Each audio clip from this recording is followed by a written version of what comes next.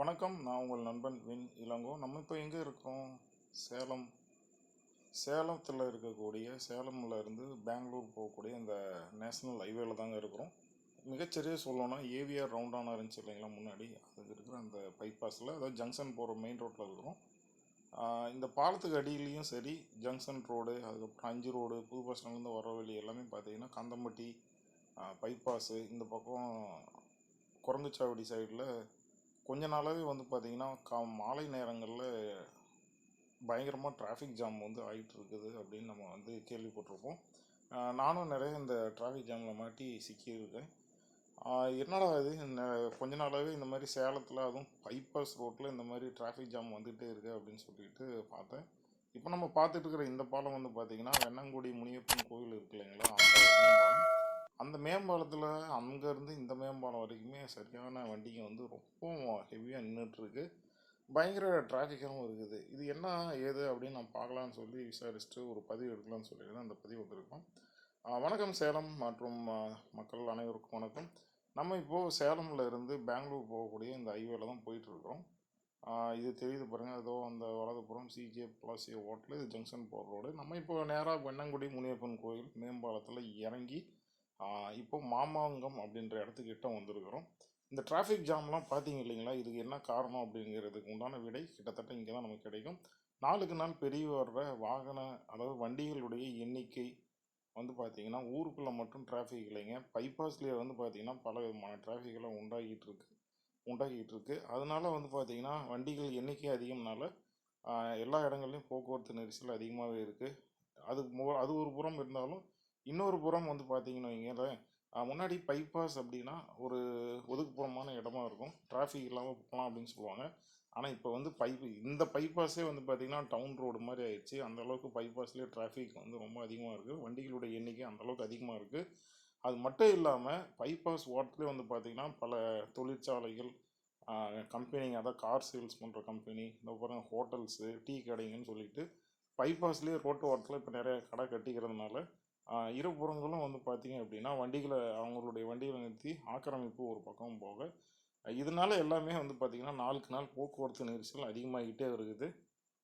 அது மட்டும் இல்லாமல் தொலைதூர வண்டிகள் போகுது இல்லைங்களா, அந்த வண்டிகளுக்கும் இது வந்து சிரமமாக இருக்குது. இப்போ நம்ம இருக்கிற இடம் இந்த மாமாங்கம் அப்படிங்கிற அந்த 4 ரோடு. அதாவது இந்த பக்கம் பார்த்திங்கன்னா எஸ்கேஸ் ஆட்டோமொபைல்ஸ், அந்த மகேந்திரா ஷோரூம் இருக்கும். எதிரில் வந்து பார்த்திங்கன்னா இந்த ரேடிஷன் ஒரு ஸ்டார் ஹோட்டல் இருக்கும். இந்த இடம் ஒரு 3 ரோடு அப்படின்னு சொல்லலாம். இது 4 ரோடு மாதிரி இருக்காது, 3 ரோடு தான். இப்போ நம்ம நிற்கிற இடத்துலேருந்து பின்னாடி ஜங்ஷன்லேருந்து வரக்கூடிய வண்டிகள் இந்த இடத்துக்கு திரும்ப ஒரு நல்ல ஒரு முக்கியமான சந்திப்பு.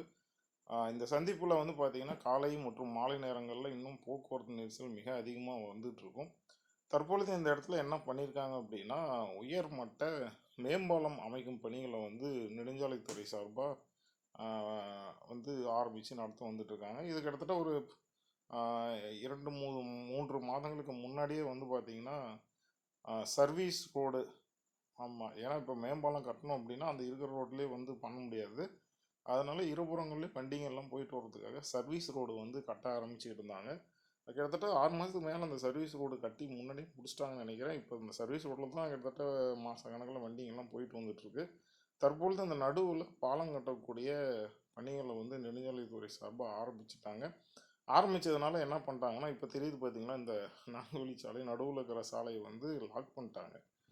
அதனால் என்ன ஆகுது அப்படின்னா, அந்தாண்ட எதிரில் தெரியுதுங்களா, அந்தாண்டையும் சர்வீஸ் ரோடு, இந்த பக்கமும் சர்வீஸ் ரோடு. ஒரு வேளை பாலம் கட்டி முடிக்கப்பட்டால் கீழே இருக்கிற சர்வீஸ் ரோட்டில் தான் இப்போ வந்து வண்டிங்க எல்லாத்தையும் போக்குவரத்துக்கு பயன்படுத்திகிட்டு இருக்கிறாங்க.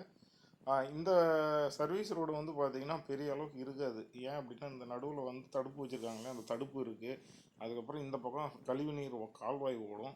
அது இல்லாமல் 2 வீலருங்க எல்லாம் போகும் இல்லைங்களா, அதனால் மெதுவாக தான் இந்த இடத்துல நம்ம போகிற மாதிரி இருக்கும். அதனால ஏற்படக்கூடிய போக்குவரத்து நெரிசல் காரணமாகத்தான் இந்த பைபாஸில் வந்து பார்த்திங்கன்னா மாலை நேரங்களில், அதாவது காலை நேரங்களில் பெருசாக ஆகிறதில்ல, ஆனால் மாலை நேரங்களில் இரவு நேரங்கள்லேயும் வந்து பார்த்திங்கன்னா ரொம்ப டிராஃபிக் வந்து அதிகமாக ஆகிடுது, டிராஃபிக் ஜாம் ஆகிடுது. ஆமாம், அதனால் மக்கள், இந்த சுற்றுவட்டார மக்கள் மட்டும் இல்லாமல் இந்த பைபாஸில் நெடுந்தூரம் பயணிக்கிற பயணிகளும் மக்களும் எல்லாருமே வந்து பார்த்திங்கன்னா சிரமத்துக்கு ஆளாகிறாங்க. இதனால் கூடிய சீக்கிரம் இந்த மேம்பாலம் கட்டு பணிகளை விறுவிறுன்னு ஆரம்பித்து எவ்வளோ சீக்கிரம் முடியுமோ ஹைவேஸ்காரங்க முடித்தாங்க அப்படின்னா எல்லாருக்குமே கொஞ்சம் நல்லா இருக்கும். என்னன்னா ரொம்ப முடியலைங்க. ஏன்னா நானும் இந்த டிராஃபிக்கில் நிறையா மாட்டிட்டு முழிக்கிறதா இருக்குது. அதனால் கூடிய விரைவில் இந்த மேம்பாலம் கட்டும் பணிகளை முடித்து திறந்து விட்டாங்கன்னா நல்லாயிருக்கும். நம்ம இப்போ பார்த்துட்டு இருக்கிற இந்த பதிவு வந்து பார்த்திங்கன்னா, நடுவில் அந்த மேம்பாலம் பில்லர் அமைக்கக்கூடிய குழிகள்லாம் வெட்டுறதுக்கு முன்னாடி சேலம், நீங்கள் ஒருவேளை சேலம் உள்ளூர் மக்களாக இருந்தீங்கன்னா இந்த பதிவை நீங்கள் சேவ் பண்ணி வச்சுக்கோங்க.